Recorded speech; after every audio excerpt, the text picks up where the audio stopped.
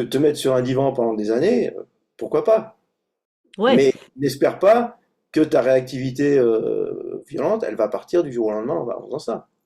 C'est Hmm. vraiment. C'est pratico-pratique, quoi. Voilà, moi, Voilà. c'est obtenir des vrais résultats dans la vraie vie des vraies personnes. Bon, Ouais. voilà. Vous savez que votre comportement est totalement irrationnel, mais vous paniquez quand même. Si ça vous est déjà arrivé, si vous avez déjà eu cette sensation de perdre le contrôle sans comprendre ce qui vous arrive, alors cet épisode va vous surprendre. Pourquoi mon corps réagit comme ça, alors que je sais qu'il n'y a pas de danger? Et surtout, est-ce que je peux vraiment me libérer de ces réactions incontrôlables? Bonjour, je suis Emmanuel Cotreau et vous êtes sur Révolutions Intimes. Pour parler de ce sujet qui empoisonne la vie de milliers de personnes, je reçois aujourd'hui Luc Gégère, qui a conçu il y a plus de 15 ans la méthode NERTI pour nettoyage émotionnel rapide des traumatismes inconscients. Une approche française qui s'appuie sur le fonctionnement du cerveau et du système nerveux pour comprendre et désactiver des réactions émotionnelles devenues incontrôlables, comme les phobies, les peurs paniques, les angoisses, les colères, la jalousie ou toute autre forme d'hyperactivité émotionnelle. Cette méthode, il l'a développée à partir de ses connaissances en neurosciences PNL, hypnose ericksonienne et des approches psychocorporelles, en agissant directement sur les mécanismes inconscients à l'origine de ces réactions. Luc, bonjour. Bonjour Emmanuel. Ce que vous proposez est très fort parce que les émotions incontrôlables polluent des milliers de personnes. Et vous, vous proposez de désactiver définitivement ces réactivités-là. Alors j'aimerais d'abord comprendre une chose, c'est pourquoi est-ce qu'on peut savoir qu'une peur est irrationnelle et pourtant ne rien pouvoir y faire? Alors, tout simplement parce que savoir quelque chose, c'est dans le cerveau supérieur, c'est-à-dire le cerveau, le cortex cérébral, c'est-à-dire notre conscient, et donc là, effectivement, on sait les choses. Mais malheureusement, ce qui provoque la peur en question, c'est pas du tout au niveau du cortex. C'est à l'étage du dessous, voire même Ouais. 2 étages en dessous, puisque en fait, il y a l'étage émotionnel dans lequel eh ben, c'est toutes les couleurs émotionnelles des choses, c'est-à-dire si quelqu'un arrive vers vous et est habillé en vert fluo et se comporte de façon désagréable, voire agressive avec vous, si vous rencontrez une autre personne habillée en vert fluo, vous vous direz ah peut-être. Voilà. Et en fait, ça c'est le cerveau émotionnel qui a fait une association entre les deux. Et c'est encore pas là que se situe la réaction émotionnelle incontrôlable. Elle est au niveau du dessous, c'est-à-dire au niveau du cerveau reptilien, du cerveau de la survie. Puisqu'en fait, quand on se croit dans ces dangers de phobie, de choses comme ça, dont on peut se tutoyer. Oui, on peut se Oui. tutoyer si tu préfères. Excuse-moi, le tutoiement me vient, mais D'accord. Écoute, ça me convient parfaitement, donc tu peux y aller. bon. Et donc, quand tu as ces phobies comme ça qui viennent, en fait, tu as ton cerveau instinctif, ton cerveau reptilien qui se dit attention, danger de mort. Donc, l'étage supérieur, il dit ouais, je sais bien que c'est pas dangereux, mais l'étage inférieur, lui, il envoie l'alarme à fond. Et donc, bah, c'est comme si tu avais l'alarme qui se déclenchait au rez-de-chaussée, et toi, t'es au second. Et tu essaies d'éteindre l'alarme. Bah ouais, mais t'as pas accès. T'es pas au bon endroit. D'accord, ok. Et donc, quand quelqu'un panique ou alors se fige ou perd ses moyens, qu'est-ce qui se passe concrètement dans son corps à ce moment-là? Bah, dans son corps, et c'est ce que je dis avant par rapport au cerveau instinctif. En fait, le cerveau instinctif, lui, il se croit en danger de mort. Et quand il se croit en danger de mort, du coup, il envoie l'alarme au-dessus et ça provoque les manifestations émotionnelles au premier étage, au niveau du corps, et à l'étage supérieur de la pensée, il éteint carrément le cerveau. C'est-à-dire il y a ce qu'on appelle un signal d'inhibition corticale, c'est-à-dire une inhibition du cortex cérébral, qui va faire que on n'a pas la possibilité de continuer à réfléchir. Et au niveau du corps, en fait, les trois réactions dont tu as parlé, l'attaque, la fuite ou la sidération, ce sont les réactions normales face à un danger de mort.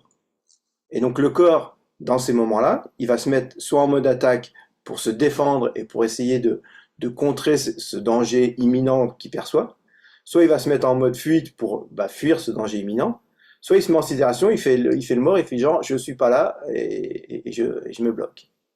Donc c'est les trois réactions effectivement de base. Après il y en a d'autres aussi qui peuvent apparaître, comme la prise de pouvoir qui est un peu plus qui est un peu plus civilisée, on va dire. Mais sinon, les trois réactions de base et primitives, c'est vraiment celle-là. D'accord, ok. Et à partir de quand on ne parle plus d'une émotion normale, mais d'une hyper-réactivité émotionnelle? Alors, le symptôme principal, c'est l'incontrôlabilité. C'est-à-dire que si effectivement ça nous submerge, l'émotion nous submerge, à ce moment-là, c'est qu'elle devient pathologique. Et surtout, donc ça c'est un des facteurs, c'est sur le moment, est-ce qu'elle nous submerge? Et le deuxième facteur, c'est est-ce que dans le temps, elle a tendance à évoluer en mieux ou en moins bien? Si elle évolue en mieux, souvent, elle n'est pas de l'ordre du cerveau reptilien. C'est-à-dire que si, au fur et à mesure que je rencontre des araignées, j'ai de moins en moins peur, ça veut dire que c'est pas une phobie au niveau reptilien. Par contre, si ça reste stable, à chaque fois j'ai aussi peur, ou même des fois ça empire, c'est-à-dire que des fois il y a un effet de généralisation. C'est-à-dire qu'après, c'est non seulement les araignées, mais aussi toutes les petites bêtes qui bougent, puis après, même tous les animaux, enfin voilà. Donc, dans ce cas-là, on a effectivement affaire à une peur reptilienne, à une peur du cerveau instinctif qui se croit en danger de mort et qui, du coup, est complètement imperméable au raisonnement. C'est pour ça que, en fait, ça se passe dans le corps et on n'a absolument pas, on peut toujours se raconter que il n'y a pas de danger, que c'est pas dangereux, que les avions vont pas tomber, que statistiquement il y a beaucoup moins d'accidents d'avion que d'accidents de voiture ou des choses comme ça. Les gens qui ont peur de l'avion, tu peux leur raconter ça. En fait, la partie du cerveau instinctive, elle n'accède pas au langage. C'est-à-dire que c'est comme si tu avais quelqu'un qui te parlait, même pas en, en chinois, carrément qui te fait et tu essaies de comprendre ce que ça veut dire. C'est pas possible. D'accord. T'as pas accès, quoi. C'est Oui. juste pas possible. Et donc, c'est ce qui se passe au niveau du cerveau reptilien. C'est-à-dire, quand on essaie de se dire, ouais, mais c'est pas grave, c'est pas dangereux, ainsi de suite, malheureusement, il comprend pas, quoi. Et en plus, il éteint le cerveau, donc c'est encore pire. D'accord. Mais en fait, on est vraiment pollué, je dirais, puisqu'on est traversé par des émotions en permanence, hein. Oui, Il faut qu'on arrête de dire, ah oui, des fois j'ai des bonnes émotions, des fois j'ai des émotions négatives. Non, c'est tout le temps, en permanence. On est traversé, on n'est que vibration, on est traversé en permanence d'émotions. En fait, on est des êtres sensibles. c'est Et ça. et ça touche toutes les sphères de notre vie. Donc, des fois, il n'y a pas que les cas extrêmes comme les phobies graves, hein, parce que Hum, toi, effectivement, je sais que tu as pu travailler avec des gens qui étaient coincés jusqu'à ne plus sortir de leur appartement, par exemple, hein, tout de à leur fait, tout à maison, fait. Ouais, parce ouais. que ça s'est engrammé, engrammé, engrammé au fil du temps. Et tant que c'est pas libéré, bah, le phénomène s'amplifie. Mais je dirais que Ça, tu traites aussi des cas, bah, des blessures inconscientes, hein, les blessures de l'enfance. tout à fait. Les Euh, blessures, les 5 blessures de Lise Bourbeau, par exemple. voilà. Et Ouais, est-ce que voilà. Et en fait, il y a ça. Il y a aussi tout ce qui est les phénomènes de jalousie, hein, dans la sphère amoureuse ou relationnelle, etc. Il y a la colère, hein. ouais. Et donc, est-ce que tu peux nous donner un petit peu, enfin, toi, le genre de cas que tu traites en fait depuis plus de 15 ans, quoi. Qu'est-ce qui revient le plus fréquemment? On a énormément, hein, effectivement. Si je te les cite un peu dans l'ordre d'importance, d'abord la toute première évidemment la peur de parler en public, hein, en réunion, ainsi de suite. Ça c'est toujours c'est la deuxième peur après la peur de la mort, donc c'est la plus importante. Après D'accord? évidemment la peur de l'abandon, la colère, la peur du vide, les vertiges aussi, pas mal. Ouais. procrastination, la peur d'être visible, la peur du regard des autres, par exemple. Ça, c'est aussi quelque chose que je savais pas, mais que beaucoup de gens ont. La peur de lâcher prise, bon, la peur de l'avion, évidemment. Peur de s'intégrer, de se montrer en groupe, la confiance en soi, la peur de l'échec, la timidité, la jalousie, on a dit aussi, le syndrome de l'imposteur, peur du rejet. Alors, les peurs diffèrent, claustrophobie, peur de l'ascenseur et choses comme ça, de l'hôpital, du sang, des choses comme ça. Peur de dire non, peur, bon, des animaux, hein, souris, rongeurs, araignées, oiseaux, trucs comme ça, évidemment. Des fois aussi la conduite sur l'autoroute, peur de l'inconnu, Ouais, la sensibilité au bruit aussi. C'est-à-dire des gens qui supportent pas certains bruits, qui supportent pas par exemple les gens qui mâchent. ouais, Je sais pas si t'as déjà vu ça. ouais, Après, ouais, ouais. après il y en a il y en a qui sont un peu bizarres. J'ai eu une fois une personne qui avait une phobie des boutons de Des chemise. boutons de chemise? Des boutons de Ah oui, chemise, ouais, ouais. d'accord. Et du Ah coup, ouais, quand son compagnon avait une chemise, elle pouvait pas le prendre dans ses bras. ah ouais, Elle d'accord, restait à au moins 1 mètre de lui parce qu'elle flippait des boutons de chemise. J'en ai connu une autre qui avait peur de manger des bananes. d'accord, Aucun d'accord, autre d'accord. fruit, mais les bananes, c'était impossible. Voilà. Des fois, il y a Mhm. des trucs bizarres comme ça. D'accord, Des ok, peurs des donc tâches administratives aussi. Où, des... il y en avait une aussi qui m'avait dit, là, elle avait une grosse peur, elle adorait partir en voyage, mais faire ses valises, c'était une angoisse à chaque fois. Ouais, Faire ses valises, tu te dis, bon, ça paraît étonnant, quoi. Mais pourtant, voilà. Et donc tout ça, c'est des petites choses qui nous pourrissent la vie au quotidien et dont on n'a pas forcément conscience. C'est-à-dire que on se dit, ouais, mais moi c'est normal, j'aime pas les tâches administratives, j'aime pas ceci, j'aime pas boucler ma valise. Et on pense que c'est normal. Sauf qu'en fait, c'est plein d'énergie qui est bouffée pour contenir cette alarme, on va dire, ouais, c'est ça, c'est une espèce d'alarme intérieure. Et il y a beaucoup d'énergie qui est utilisée pour contenir cette alarme. Et quand on la libère, quand on nettoie avec NERTI la réactivité, ben on se rend compte que on a accès à beaucoup plus d'énergie, beaucoup plus de tranquillité dans notre vie et ouais, je dirais d'énergie et de joie de vivre. Et en fait, notre vraie personnalité peut commencer à apparaître vraiment au grand jour. Et c'est vraiment, ça fait vraiment une sacrée différence dans la vie. C'est-à-dire que on n'imagine même pas le niveau de bien-être qu'on peut atteindre quand on commence à nettoyer vraiment nos réactivités. d'accord, ok. Alors justement, est-ce qu'on peut vraiment se libérer de ce type de réaction ou est-ce qu'on apprend finalement seulement à mieux vivre avec? Bah, c'est ce que la vie nous propose en général, c'est-à-dire que la plupart des gens, on nous dit, ouais, bah, ça, faut faire avec, faut vivre avec, faut accepter, faut supporter. Et puis en plus, avec notre civilisation judéo-chrétienne, tu gagneras ton pain à la sueur de ton front, tu es pécheur avant même de naître. Enfin, Ouais, on c'est a toute sûr. cette civilisation de la souffrance quelque part, hein, de la valorisation de la souffrance. Et je pense qu'effectivement, on n'a pas besoin de vivre avec ça. On peut évidemment s'en libérer, et j'en suis la preuve vivante, parce que, enfin, pour la petite histoire, euh, moi, à la base, je suis phobique social, c'est-à-dire timide, maladif, mais à un point vraiment de fou, quoi. Si, si tu reprends mon histoire, moi, ça s'est déclenché quand j'avais à peu près 12 13 ans, un truc comme ça, où il y a une jeune fille enfin, on était dans un bus pour aller vers une compète de gym, donc j'étais content. Et dans ce bus, il y a quelqu'un qui propose un jeu, qu'un garçon choisit une fille, lui donne une petite boîte d'allumettes et lui fait une bise. Et puis ainsi de suite, un truc très très sympa, très très joli. Mais sauf que moi, à chaque fois qu'il y avait une fille qui avait la petite boîte d'allumettes et qui choisissait quelqu'un, j'avais l'impression déjà que ça durait des heures. Et puis j'étais là, j'attendais. Et à chaque fois qu'elle choisissait un autre nom, plutôt que d'être déçu, moi j'étais plutôt content, j'étais plutôt soulagé D'accord. du truc, ce qui paraît paradoxal. Mhm. Jusqu'au moment où il y a carrément eu la fille dont j'étais secrètement amoureux, qui s'appelait Karine, je me souviens très bien d'elle. Et elle a eu la petite boîte aussi.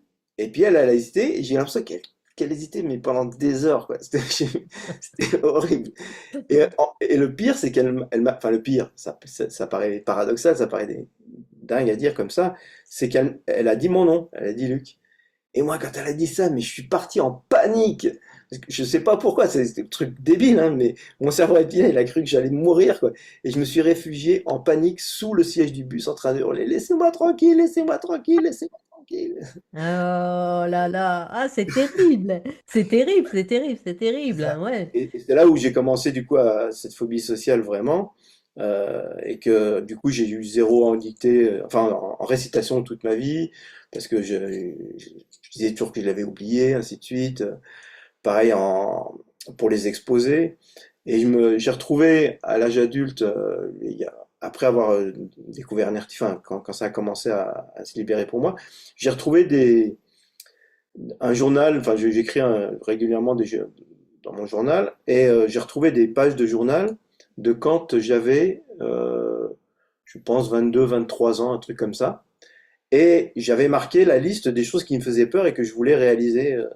Et je les avais mis dans l'ordre de difficulté. Parce que justement, pour combattre cette timidité maladive que j'avais. Et le premier truc qui était marqué, c'était aller demander une baguette de pain dans une boulangerie. Tu te rends Ouais, compte? ouais, ouais, C'est fou, quoi. ouais, ouais. Vraiment, je flippais d'aller demander une baguette de pain dans une boulangerie. Et le deuxième, qui était plus dur, c'était demander une baguette de pain et changer d'avis et de prendre un gros pain. D'accord, Et ça, ok. j'ai dû mettre 6 mois à y arriver. Tu sais, enfin, D'accord. c'est Ah dingue, ouais. quoi. Ouais, ouais. Bah, c'est vrai que voilà, ouais, c'est pas évident du tout, du tout, du tout, quoi, hein, Voilà. Donc, pour répondre à ta question, effectivement, est-ce qu'on peut s'en libérer? Je suis la preuve vivante ouais. du fait qu'on peut s'en libérer.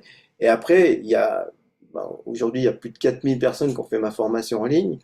Il y a, je sais pas combien de dizaines de milliers de personnes qui ont eu des séances de NERTI et qui ont changé leur vie avec ça. Donc, clairement, il y a des témoignages, des centaines de témoignages qu'on peut trouver sur mon site, sur nerti.fr ou sur Facebook, enfin sur tous mes réseaux. Et tu l'as expérimenté toi-même d'ailleurs. Ouais, je l'ai expérimenté moi-même. Et c'est vrai que c'est dense hein, au niveau de cet apprentissage. C'est pas une formation que tu fais en 2 jours et tout va bien, hein. Non, ça c'est juste pas possible. Un vrai changement, enfin, il y a rien je dirais, rien de ce qui a de la valeur n'est donné comme ça, juste en claquant des doigts, quoi. Ouais, c'est clair. Et c'est bah, de l'entraînement. Il y a des conditions aussi. Il faut se mettre dans des conditions favorables pour pouvoir se libérer, hein, parce qu'il y a des techniques très précises. Ouais, un J'avais protocole dit très précis, oui. qu'il y a des techniques de renforcement aussi pour pouvoir arriver à se libérer, hein, parce que c'est pas simple comme ça. C'était simple, on l'aurait déjà tous fait. Qu'est-ce que ta méthode fait de différent par rapport aux approches plus classiques de gestion de l'anxiété, des peurs et des phobies? C'est quoi NERTI finalement? Si tu peux expliquer, c'est quoi ta grande différence? Bah, la grande différence, c'est que, en fait, j'aime bien prendre la métaphore du gaz. C'est-à-dire que si tu as une casserole qui est sur le gaz, on imagine que ton émotion, c'est comme l'eau qui est en train de bouillir. D'accord? La plupart des techniques, ce qu'elles vont faire, c'est qu'elles vont essayer de mettre des grands ventilateurs sur l'eau pour la faire refroidir, de mettre des glaçons, de mettre un circuit réfrigérant autour pour l'aider. Enfin voilà, plein de choses qui vont essayer de faire d'agir sur l'eau elle-même. Ce qui est très bien, déjà ça apporte du confort, c'est super, tout ce que tu veux. Sauf que tant qu'il y a du gaz et il y a une flamme en dessous, bah, ça va continuer à bouillir, forcément. Hmm. Avec Nerti, on va directement descendre à l'étage du dessous, on va aller choper le bouton de gaz et on va simplement éteindre le gaz. Et en faisant ça, du coup, ben, enfin, tu vas te retrouver dans la même situation, mais en fait, ton eau qui bouillait, elle va arrêter de bouillir naturellement. Et tu n'auras plus rien à contrôler. Parce que, en fait, la plupart des autres techniques, comme elles s'adressent au cerveau émotionnel ou au cerveau conscient, au cortex cérébral, eh ben, elles sont en mode contrôle. C'est-à-dire qu'on cherche à contrôler le symptôme. Ce que, euh, ce que relatent la plupart des gens, enfin même toutes les personnes qui ont fait un nettoyage, et au moment quand le nettoyage est réussi, c'est qu'elles se retrouvent dans la même situation, elles sont là et disent, ah, bah ouais, normalement là j'ai peur. Bah, elle est où ma peur? Elle est où ma réactivité? Mhm. C'est-à-dire que t'as plus à la contrôler. Juste, elle est plus là. Elle est juste, elle fait plus partie du paysage, quoi. D'accord. Et donc, la grosse différence, c'est ça, c'est que tu as carrément, en fait, c'est une prise de conscience. C'est-à-dire que le cerveau reptilien, le cerveau instinctif, il se croyait en danger de mort, en fait, il se rend compte qu'il n'y a pas de danger de mort. Et comme c'est une prise de conscience, bah, elle est instantanée et définitive. Je m'explique. Quand on était petit, on croyait au Père Noël. D'accord? Mhm. Et voilà, des fois, certaines personnes nous disaient non, ça n'existe pas, machin, le Père Noël. Bon. Et un jour, on a eu une prise de conscience. C'est-à-dire un jour, on s'est rendu compte qu'en fait, bah, c'était pas le Père Noël, c'était papa, maman, ainsi de suite, qui se déguisait, ou quelqu'un qui se déguisait, ou un truc comme ça. Et ce jour-là, on a fait une prise de conscience instantanée, puisque ça s'est passé, il y a eu juste avant et juste après, un moment, ça a cliqué dans le cerveau, et il nous a été impossible de recroire au Père Noël. Mhm. D'accord? Personne n'a réussi à recroire au Père Noël une fois qu'il ne croit plus, Ça, que je c'est sûr. sache. C'est Voilà. sûr. C'est Et donc sûr. là, c'est pareil, le cerveau reptilien, il s'est rendu compte qu'il n'y avait pas danger de mort, et il ne peut pas recroire derrière qu'il y a danger de mort. Mhm. Donc, D'accord. comme il a compris qu'il n'y a plus danger de mort, que l'araignée, en fait, elle n'est pas dangereuse, bah, juste il éteint l'alarme. Et on se retrouve face à notre araignée en train de dire, ah ouais, bon, peut-être j'aime pas, mais rien ne se passe. Ou par rapport au bruit qui nous énervait, on regarde le bruit, on dit, ouais, bon, c'est juste du bruit. Ou par rapport à la peur de parler en public, où là, bah, tu te retrouves dans la situation et tu dis, bah ouais, j'ai envie de dire qu'un truc, je le dis. Bon, et qu'est-ce qui se passe? Rien. tout, tout est ok, Eh quoi. ouais. Et là, tu dis, Mhm. bon, bah, de quoi j'avais peur en vrai? Parce que c'est ça, souvent les gens, c'est assez drôle parce que souvent les gens, une fois qu'ils ont nettoyé quelque chose, ils comprennent même plus pourquoi ils avaient cette réactivité. C'est-à-dire qu'ils sont D'accord. là, bah, c'était débile, pourquoi j'avais ce truc-là? Je comprends pas, quoi. D'accord. Alors, pour aller un peu plus loin dans la méthode NERTI, Ouais, là, on travaille, c'est une méthode qui travaille pour oui, désactiver l'hyperréactivité émotionnelle au oui, niveau des sensations dans le corps. c'est ça. Ça rejoint ce que je disais tout à l'heure, c'est-à-dire que il n'a pas accès au langage parlé, le cerveau reptilien. Hmm. Son seul langage, c'est le corps, et notamment les sensations du corps. Et donc, la façon d'aller lui expliquer les choses, c'est de le laisser revivre ce que j'appelle le verrou émotionnel, c'est-à-dire de le laisser ressentir, enfin, on se laisse revivre dans les sensations du corps, des sensations un peu bizarres, qui sont le verrou émotionnel, qui gardent la mémoire de ce moment où il se croit en danger de mort. D'accord. Alors, est-ce que tu peux nous donner justement pour expliquer aux gens un exemple concret? Bah, concrètement, tu es en situation émotionnelle, Tu tu as une sens que, problématique. Voilà. voilà, Quelle problématique tu nous proposes, par exemple? bah, typiquement Comme, la peur voilà. de parler en public, par exemple. Ouais. Tu t'imagines, enfin, tu as une réunion et tu sais que tu vas devoir parler, et tu es en train de flipper. Mhm. C'est ça, tu es en train de te dire, ah, je vais pas y arriver, voilà. Mhm. Là, tu as tout le discours, machin, puis je suis nul, puis je vais pas y arriver, puis je... Ça, c'est le cortex qui se raconte des histoires. En dessous, il y a l'émotionnel qui te met en panique, qui te met en peur, et ainsi de suite. Et encore en dessous, il y a les sensations physiques qui sont liées. Et en fait, tu vas aller dans tes sensations physiques, suivre ce qui se passe, et à un moment, tu vas passer dans ce que j'appelle ce verrou émotionnel. Dans les sensations physiques, il y en a qui vont apparaître, si tu laisses vraiment faire, qui vont être des sensations un peu bizarres, comme si tu perdais l'équilibre, ou tu perdais connaissance, ou un truc comme ça, un peu bizarre. Et quand tu passes au travers de ça, c'est ça le verrou émotionnel. C'est-à-dire que c'est ces sensations-là, quand tu les laisses faire et que tu vas jusqu'au bout, qui permettent au cerveau reptilien de se rendre compte que bah, finalement, à ce moment-là, il croit qu'il meurt, mais en fait, il meurt pas. Et donc, il se rend compte qu'il n'y a pas danger de mort. Et une fois qu'il s'est rendu compte, par l'expérience du verrou émotionnel, bah, que finalement il n'est pas mort, donc il n'y a pas de danger de mort. Et que comme il est très binaire, c'est-à-dire que lui, c'est on ou off. Soit il y a danger de mort, soit il n'y a pas danger de mort. Il n'y a pas un petit peu de danger entre les deux. Donc une fois qu'il s'est rendu compte qu'il n'y a pas de danger de mort, ouais, il se dit, bah, il n'y a pas de raison de continuer à garder cette réactivité-là. Et donc, il l'élimine, c'est fini. Et tu te retrouves du coup dans la même situation où c'est comme si à chaque fois que tu rentres dans une pièce, tu avais une alarme énorme qui se mettait en route. Et du coup, bah, ça te met en panique. Et là, tu rentres dans la pièce, il n'y a pas d'alarme. Bah, du coup, tu es là et tu dis, bah, je peux voir la pièce, je peux voir le sol. Ah, tiens, c'est joli. Tiens, il y a des trucs dans les placards. Tiens, je peux être normal dans la pièce. Parce qu'il n'y a pas d'alarme. Alors qu'avant, je pouvais pas. Et c'est vrai qu'il y a quelque chose, moi, qui m'avait interpellé sur ta méthode, qui a été quelque chose d'hyper important pour moi, c'est de savoir un petit peu les étages.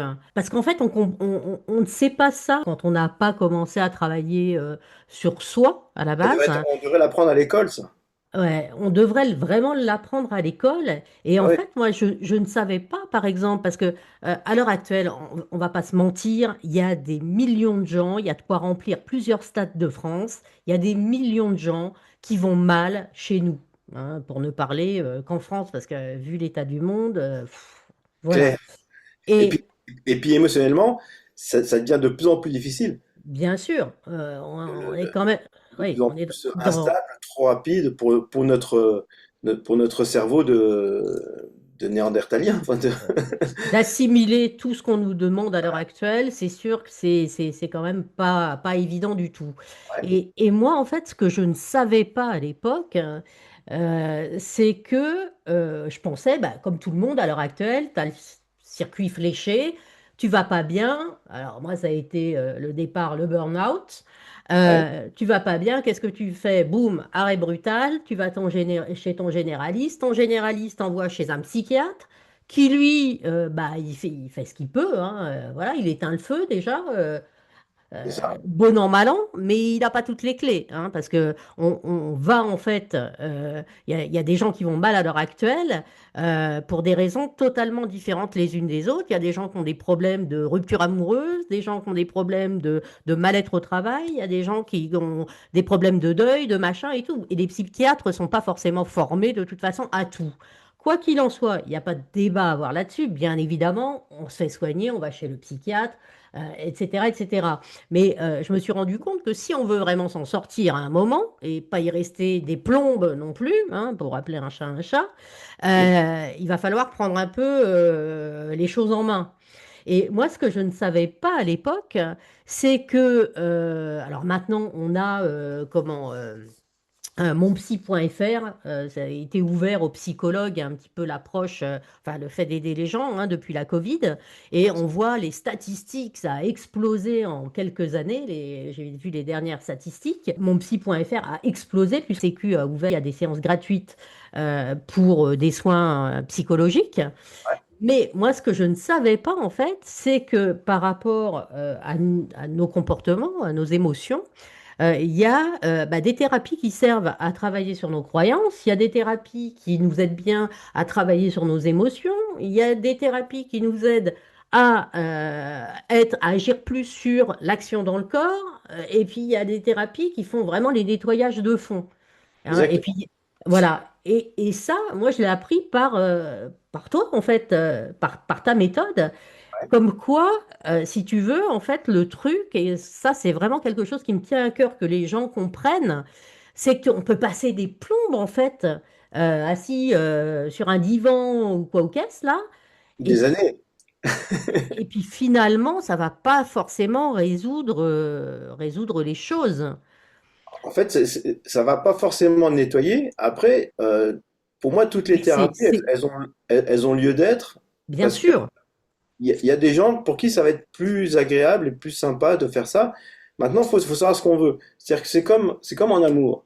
Il y a des gens, ils vont aimer en amour qu'on y aille droit au but et taillot et chaud patate, on y va, quoi. Et qui vont te dire, ouais, bon, vas-y, tourne pas autour du pot, c'est maintenant qu'on y va. mhm, Et d'autres, au contraire, qui vont avoir besoin de plus de temps, de câlins, d'approches énergétiques, trucs comme ça. Donc, Et il n'y en a pas un qui est mieux que l'autre, Ah en non, vrai. mais ça c'est sûr, c'est Voilà. sûr. Et c'est pareil au niveau des thérapies. C'est-à-dire que ça dépend de ce que tu veux faire.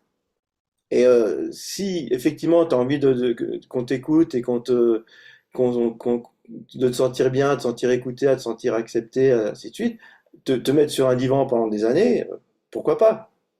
Ouais. Mais n'espère pas que ta réactivité violente, elle va partir du jour au lendemain en faisant ça. C'est Hmm.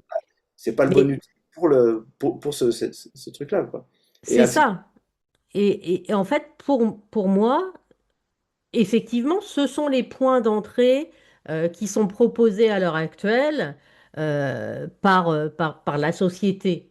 Hmm. Maintenant, beaucoup de gens font des démarches aussi autres, et quel que soit le point d'entrée, de toute façon, c'est formidable. Quand les gens s'occupent d'eux, de toute façon, Déjà, c'est bien de en s'occuper de soi, res- effectivement. ils se Et mettent en responsabilité, quoi. en plus, tout influence tout à l'intérieur de nous. C'est-à-dire que Bien sûr. quelle que soit la porte d'entrée, si tu fais un peu de bien quelque part, et c'est Caicedo qui avait, le fondateur de la sophrologie, qui avait beaucoup théorisé là-dessus, c'est-à-dire que si tu fais du bien quelque part dans ton système, tu fais du bien à tout le système. Bien sûr. Donc déjà, c'est pas mal. C'est déjà mieux que rien, quoi. Et c'est mieux que de rester en mode victime et de se dire, ah, de toute façon, je peux rien faire. Et si ça marche pas, fais autre chose. C'est-à-dire, Bien des sûr. fois, il y a ça aussi. C'est les gens, ils font un truc qui marche pas et ils en font plus. Bah, plus d'un truc qui marche pas, c'est pas mieux, quoi. Hmm. Si tu prends une petite cuillère pour ouvrir une boîte de conserve, bon, tu vas mettre longtemps, quoi. Ça va pas être facile. Change d'outil, quoi. C'est ça. Et en fait, c'est des thérapeutes qu'on n'a pas forcément classiquement l'habitude de voir et d'agir avec son propre discernement Ça, et de dire ça me va, ça me va pas, et voilà. Et c'est en un conseil que je donne, expérimentant qu'on avance. ouais, un conseil que je donne toujours et je donnais aussi pour moi, que les gens m'appliquent à moi, je leur disais, donnez 3 chances à une thérapie, quelle qu'elle soit. Ouais. 3 séances, 3 essais, machin. Si au bout de 3 essais, il n'y a pas quelque chose qui a changé vraiment, qui correspond à ce que vous voulez, faites autre chose. Ça sert à rien. Si au bout de 3 fois, c'est, on est au même endroit, c'est que c'est pas bon, quoi. Mhm. Faites autre Ouais, chose. ouais, non, mais ça, c'est Faites-le d'une certain. autre manière. Et vaut mieux quelque chose de différent qui paraît idiot que un truc qui paraît intelligent, mais qui est la même chose, mais qui marche pas. Ouais, d'accord. C'est- Ok. Ça paraît fou, mais c'est. Ouais, non, mais tout à fait, je suis tout à fait d'accord avec toi. Après, c'est vrai que bon, on est dans une société qui est encore formatée, hein, voilà, c'est émergent. Là encore, au niveau des chiffres, dans la santé mentale, c'est le tout petit budget, tout petit, tout rikiki, et encore, ça s'améliore. Santé mentale et cause nationale 2025 et 2026. Donc on espère qu'il va y avoir des choses qui vont encore se mettre en place, mais à côté de ça, on a quand même une société qui nous rend malade. Que voilà, c'est vrai qu'il faut essayer de prendre les choses en main pour avancer chacun soi-même individuellement à son petit niveau et essayer de se faire du bien en complément de ce qu'on nous propose. Parce qu'il n'y a personne qui va venir nous sauver en fait. Je pense pas. On est bien d'accord là-dessus. Alors, est-ce que tu peux nous dire, donc Luc, par rapport à la méthode NERTI, Mhm. qui est donc très complète parce qu'elle travaille à plein d'étages différents. Et voilà, on est beaucoup dans le psychocorporel. Donc moi, c'est vrai que c'est une méthode qui m'a fait beaucoup de bien parce que j'ai du mal à ressentir, hein. Je m'étais beaucoup coupée de mes ressentis dans le corps, hein. Je suis très dans Comme, le mental. comme beaucoup de gens aujourd'hui. Voilà, et c'est vrai que ça m'a fait beaucoup de bien parce que c'est très pratico-pratique à côté de ça, hein. Donc ça c'est voilà, et puis il y a de la cohérence cardiaque. Enfin bon, il y a beaucoup de d'outils qui sont à notre disposition pour nous aider à nous libérer, hein. Ça se fait pas tout seul, c'est clair, il faut du training. Peux-tu nous dire, peut-on vraiment se libérer seul, parfois en quelques minutes, puisque c'est le cœur de ta méthode, de réactions qui nous empoisonnent parfois la vie depuis des années? La durée depuis laquelle on a ces galères n'a rien à voir avec la vitesse de libération. C'est-à-dire qu'il n'y a pas de rapport, c'est pas parce que tu as quelque chose depuis 20 ans, 30 ans, 40 ans, j'ai même vu des gens qui avaient, je me rappelle une femme qui avait 76 ans et qui disait que ça faisait plus de 60 ans qu'elle avait ces difficultés émotionnelles. Bon, voilà, donc ça peut être vraiment ça peut être depuis très longtemps. Mais comme je l'ai dit tout à l'heure, la prise de conscience, elle est instantanée. Donc, effectivement, on peut changer très rapidement et on peut le faire en autonomie. Et c'est le propre de ma formation AutoNerti, dans lequel j'accompagne les gens pour qu'ils arrivent progressivement, en fait, avec des exercices préparatoires et ainsi de suite, parce que il faut quand même pas faire n'importe quoi, n'importe comment, pour arriver à ce verrou et d'arriver à se faire une séance soi-même qui va nous permettre d'aller revisiter ce verrou émotionnel dont je parlais tout à l'heure, en autonomie et en sécurité, et qui va permettre donc, une fois qu'on a passé ce verrou, de faire que notre cerveau reptilien va se rendre compte qu'il n'y a plus de danger, et du coup va arrêter de réagir instantanément et définitivement. Et donc, on va y arriver par soi-même, mais il faut effectivement suivre le protocole que je propose, avec les bons éducatifs, pour pas se jeter n'importe comment dans le vide et risquer de renforcer le problème plutôt que de le nettoyer. Oui, parce que c'est vrai qu'il faut le dire, c'est quand même très très cadré au niveau de l'évolution. Tout à fait. Mais C'est moi, vraiment du je suis pas à très pas. à cheval sur la sécurité des gens et sur le fait que chacun puisse le faire en sécurité. Vraiment important pour moi. Et donc, c'est pour ça que j'ai effectivement cadré et que le protocole, il est très cadré, très processé pour que tout le monde soit dans les bons rails pour y arriver. Mhm. Et en plus, bon, il y a un écosystème, hein, il y a des coachs qui s'occupent des gens, les gens sont pas largués. Ah non, non, pas Voilà, du tout. Et il y a, là, en il y ce moment, a- c'est surtout moi qui le fais. Et même, je commence à utiliser l'IA en coach. Et franchement, elle est presque meilleure que moi. Donc, Est-ce que ça marche vraiment pour tout le monde, finalement? Est-ce que tu peux expliquer ça ouais. Alors, ça marche pour tout aux le gens monde qui nous qui a écoutent? un cerveau qui marche à peu près correctement, normalement. C'est-à-dire que c'est les gens qui sont sous traitement psychiatrique lourd et trucs comme ça, schizophrénie, ainsi de suite. Bon, ben là, évidemment, ça va pas, ça marche pas. Mais pour toute personne normale qui est capable de ressentir son corps, qui est capable de ressentir ses émotions, il n'y a aucune contre-indication à avoir et c'est OK. Après, il y a des domaines dans lesquels ça va pas être forcément utile. Je prends l'exemple, quelqu'un qui veut en savoir plus sur le sens de la vie. Bon, NERTI, ça marche pas, quoi. C'est Ouais. pas fait pour ça, quoi. C'est pas le bon outil. Mais, euh, mais si on veut se libérer de nos réactivités qui nous submergent, qui sont incontrôlables, alors oui, NERTI va être efficace et va convenir globalement à tout le monde. Après, pas forcément aux enfants. C'est-à-dire qu'il faut il faut avoir un âge minimum de au moins 8, 9, 10 ans, ça dépend de la maturité de l'enfant, parce qu'il faut que le cerveau soit suffisamment mature pour se voir de l'extérieur. Vous savez que les enfants, ils sont très associés. C'est-à-dire, j'ai un exemple comme ça d'un mot d'enfant que ma mère m'a raconté par rapport à moi, où mon père, qui était en colère, un truc comme ça, et qui voulait nous expliquer un truc et qu'on comprenait pas, il dit, ah, je vais pas te faire un dessin. Et moi, j'ai répondu, ah si, papa, fais-moi un dessin. Ouais, non, c'est sûr. Donc, il n'y a pas de recul. D'accord? Mm. Quand le cerveau, il n'a pas de recul comme ça, bah, il peut pas faire NERTI, par exemple. Est-ce qu'il y a des situations où NERTI ne fonctionne pas ou ne suffit pas? Oui. Alors, il y en a pas beaucoup, mais il y a par exemple les TOC. C'est-à-dire que les personnes Ouais. qui ont des TOC, alors, ça va, en général, ça, ça les rassure un peu. C'est-à-dire, quand tu nettoies la réactivité émotionnelle, ça leur fait du bien quand même. Mais le problème du TOC, c'est que c'est une autoroute neuronale. C'est-à-dire que c'est quelque chose qu'on a répété. Par exemple, les gens, ils se lavent les mains, je sais pas, 25 fois par jour. Là, j'avais une compagne comme ça, elle se lavait les mains, ouais, deux, trois fois par heure, quoi. C'était, elle arrêtait pas, quoi.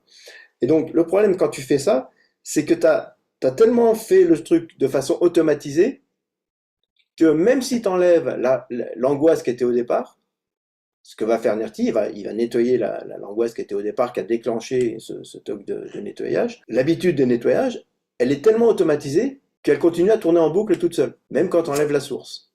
Donc il va falloir, en plus de Nerti, travailler en comportemental, par exemple, pour faire autre chose. Et par exemple, un truc qui marche plutôt très bien pour les TOC, c'est avant de faire le TOC, de faire autre chose, mais autre chose de différent à chaque fois.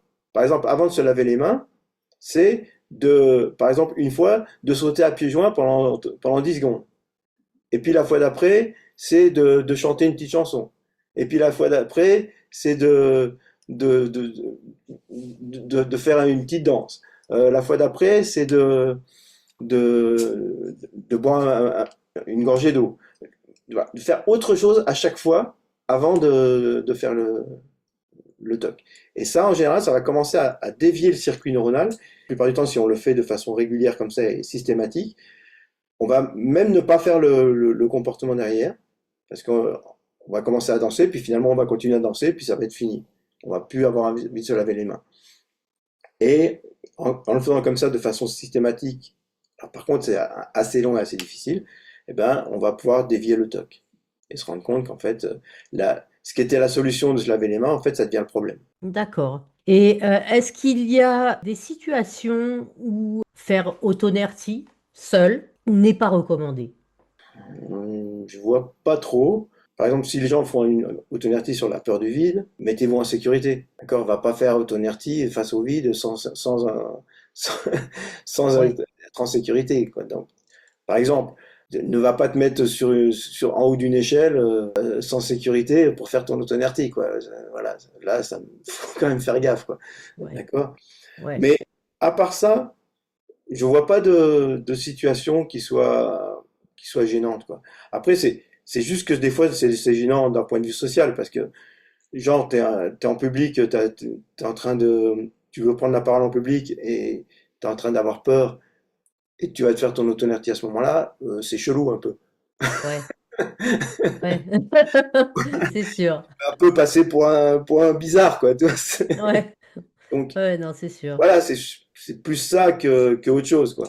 C'est, Ok, Donc, dans ces cas-là, tu as la solution de ne pas le faire directement à chaud, mais de le faire en différé, juste quelques temps après, quelques minutes ou quelques heures après. Tu vas pouvoir faire ton autonertie sur la situation qui t'a posé problème. en autonomie, il y a Hmm. des réactions qu'on traite à chaud, Oui, vraiment quand ça vient de se passer, que on est submergé par les émotions, ouais, ou on peut traiter plus tard les c'est ça. choses. C'est nertie à froid, mais on peut traiter soi-même plus tard la situation, se remettre dans les conditions et faire la libération qui va derrière. Et on peut le faire en anticipé aussi, c'est-à-dire que si tu vas faire quelque chose et que tu es en anticipation, tu commences déjà à te sentir mal, bah, tu vas pouvoir travailler en amont aussi. D'accord. C'est-à-dire si tu as un rendez-vous, par exemple, important, c'est Ouais, ça? par exemple. Ou tu as un voyage et tu dois prendre l'avion et t'es flippé de l'avion. Ouais. Au moment où tu prends ton billet, par exemple, bah, tu peux te dire, bah, tiens, là, je commence à me sentir pas bien, bah, je vais faire en anticipation en prenant le billet, par exemple. D'accord. D'accord. Tu peux commencer à faire des petites étapes successives avant que Exactement. l'événement. Et c'est ce que je conseille d'ailleurs. C'est D'accord. à chaque étape où on sent que ça galère, faire un autonertie dessus. Et ce qu'on va se rendre compte, en général, la plupart du temps, c'est que bah, tu vas le nettoyer en amont une fois, deux fois, peut-être. Et puis au bout d'un moment, tu vas dire, bah, tiens, normalement, j'ai peur et puis finalement, j'y vais. Et puis tu vas te retrouver dans l'avion et tu vas dire, bah alors, qu'est-ce qui se passe? J'ai même pas peur. Ouais. Ouais, ouais, Alors non, que tu n'as c'est. même pas travaillé directement sur la peur de l'avion, mais tu as travaillé en anticipation et ça a suffi à nettoyer. Et j'ai cru comprendre aussi que tu travaillais avec des praticiens, hein, c'est ça? Oui. Mais en fait, Les gens peuvent. j'ai formé des praticiens. J'ai formé Voilà. aujourd'hui 78 maîtres praticiens Ouais. qui sont certifiés de la méthode et qu'on peut consulter. Et il faut aller sur la carte des maîtres praticiens qu'on peut trouver sur le site aussi, sur nerti.fr. D'accord. Ok. Donc c'est bien parce que il y a la proposition de pouvoir faire les choses en toute autonomie. Et ça, c'est vrai que moi j'avais trouvé ça séduisant à l'époque parce que bon, bah, pas besoin d'aller à droite, à gauche ou même si on est dans une zone un peu rurale ou quoi ou qu'est-ce, on peut malgré tout arriver à faire des choses par soi-même. Et puis bon, c'est une façon de s'éduquer aussi un petit peu, donc c'est vrai que moi j'ai bien aimé cette approche, mais j'ai pu voir aussi avoir une séance avec une de tes praticiennes à l'époque, Mm. Et waouh, là, on voit la différence qu'il y a aussi dans les niveaux de formation entre le fait de faire les choses soi-même et le niveau des praticiens. C'est un petit peu... Forcément, forcément. Voilà. Après, moi j'aime bien la métaphore de Jésus qui dit si tu donnes un poisson à quelqu'un, tu lui donnes à manger une fois, ce qui est déjà bien quand il a faim, hein, c'est Hum, déjà une très bonne idée. bien sûr. Mais si tu lui apprends à pêcher, bah, tu lui donnes du poisson pour la vie. Hum. Et moi je trouve que cette approche, elle est plutôt pas mal aussi d'apprendre à pêcher par soi-même, quoi. D'apprendre à se libérer par soi-même. Il existe des approches, Luc, comme la somatic experiencing, qui sont très tendance à l'heure actuelle. Ouais, Et donc la somatique, elle va très lentement pour sécuriser le système nerveux. Toi, tu proposes d'aller directement dans la réaction. ouais, Comment tu expliques que ces deux logiques, qui peuvent paraître opposées, puissent chacune fonctionner? Toi en mode plus direct et eux en mode plus on sécurise. c'est ça. Bah, en fait, elles sont pas opposées du tout, elles sont complémentaires. C'est-à-dire que ça rejoint un peu ce que je disais tout à l'heure, c'est-à-dire qu'il y a des gens pour lesquels chercher à avoir des résultats rapides et qui sont confrontants et qui te mettent un peu en inconfort, bah c'est pas ce qu'ils souhaitent. Il y en a d'autres par contre, avoir une approche qui te dit ouais c'est bien, prends ton temps et ainsi de suite, ce qui est mon cas par exemple, euh, ça m'énerve rapidement quoi de dire ouais, vas-y avance quoi. Moi je veux des résultats concrets ici maintenant dans la vraie vie tout de suite quoi, et je suis prêt à me prendre un peu que ça soit pas très facile. Moi ça me convient, mais je suis tout à fait ok avec le fait que pour certaines personnes c'est une façon de faire qui est un peu trop, j'allais dire brutale, c'est peut-être pas le bon mot, mais en tout cas un peu trop, et qui ont besoin de ce temps, de ce confort, de ce cocooning, de cette douceur, quelque part, qui, que propose justement la somatique expérience. Et pour moi, c'est vraiment très complémentaire. Et même pour une même personne, une même personne peut même faire les deux approches en fonction de ce qu'elle veut obtenir sur le moment. Si elle veut se débarrasser d'une phobie d'ici la semaine prochaine, somatique expérience, dommage, quoi, ça va pas le faire. Hmm. Par contre, si elle veut prendre son temps et comprendre le processus tout le long et ainsi de suite, et faire une belle expérience qui dure un certain temps, bah, c'est somatique expérience à fond. Mhm. Et Oui, c'est merci, ça. on va pas le faire. C'est-à-dire que toi, effectivement, la méthode travaille à un étage où les gens qui n'ont pas envie de revenir sur le passé ou comprendre des choses, Pratico-pratique, vraiment. c'est pratico-pratique, quoi. Voilà, moi, Voilà. c'est obtenir des vrais résultats dans la vraie vie des vraies personnes. Bon, Ouais. voilà, Et, c'est et et quoi qu'il en maintenant, soit, c'est complémentaire avec d'autres voilà, outils. et c'est avoir des résultats maintenant. Mhm. Moi, Voilà. c'est mon leitmotiv, c'est ma façon d'être, c'est ce que j'aime, et c'est pour ça que bah, cette méthode, je l'ai créée comme ça. Enfin, je l'ai Mhm. créée, je l'ai trouvée plus que créée, mais Oui, c'est un agrégat de méthodes, hein, d'outils. c'est une compréhension en fait de plein de choses. Moi, je me suis formé, j'ai commencé à me former, à travailler sur justement ma timidité à l'âge de 16 ans.